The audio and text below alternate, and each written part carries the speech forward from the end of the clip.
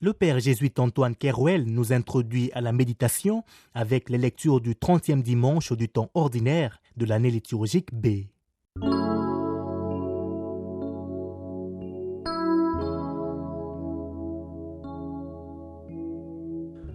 Que veut dire crier vers le Seigneur ?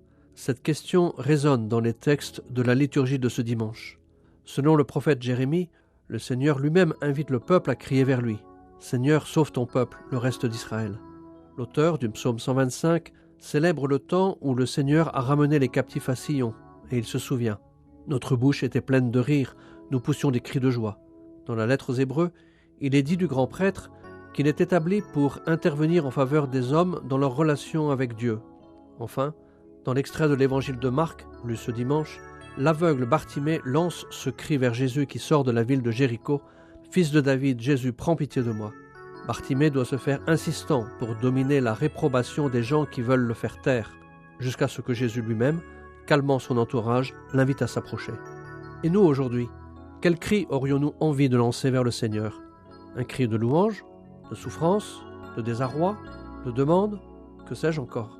Que veulent dire pour nous l'appel « Seigneur, sauve ton peuple, le reste d'Israël » ou le cri « Fils de David, Jésus, prends pitié de moi » que nous entendons dans la liturgie de ce jour ?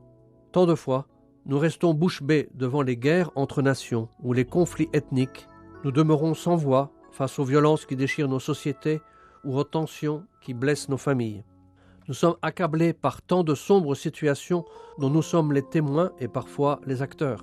Mais si nous sommes muets, peut-être est-ce parce que nous n'osons plus espérer. Que pouvons-nous espérer devant des situations qui semblent sans issue ? La liturgie de ce dimanche nous invite à sortir du mutisme que font naître la résignation et la fascination devant ce qui ne va pas. N'hésitons pas à crier vers le Seigneur, à lui faire entendre notre appel. C'est là la première étape d'un chemin de vie, une étape délicate. Oser crier vers le Seigneur. La deuxième étape n'est pas moins délicate. La foi nous porte à avoir confiance en ce Seigneur qui nous répondra. Mais encore faut-il que nous soyons disposés à écouter la réponse du Seigneur, que nous fassions silence et nous ouvrions à la manière dont le Seigneur accueillera nos appels et entendra nos cris. Lorsque nous appelons, Dieu répond, mais peut-être pas comme nous l'avons imaginé.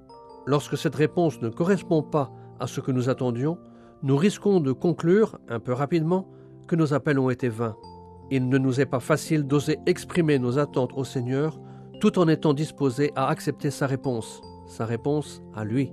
Ce chemin éprouvant peut nous faire découvrir que, en fait, Dieu lui-même, depuis toujours, crie vers nous et nous appelle. L'histoire biblique montre combien Dieu ne cesse de désirer faire alliance avec son peuple, malgré toutes les péripéties, voire les trahisons, qui jalonnent la vie des fils d'Israël. Le récit évangélique lui-même nous montre comment Jésus parle à son Père, tout en s'en remettant à lui en ce qui concerne la manière dont il sera exaucé. Il fait cette expérience jusqu'au moment radical de sa prière au jardin des Oliviers, peu avant la Passion. Ayons donc confiance, n'hésitons pas à lancer nos appels vers le Seigneur, à lui exprimer nos désirs et besoins, et n'hésitons pas à faire silence pour écouter la manière dont le Seigneur nous entend et nous appelle, lui aussi, peut-être à quelque chose auquel nous n'osons pas penser. Ouvrons-nous au Seigneur qui, à sa manière, crie vers nous.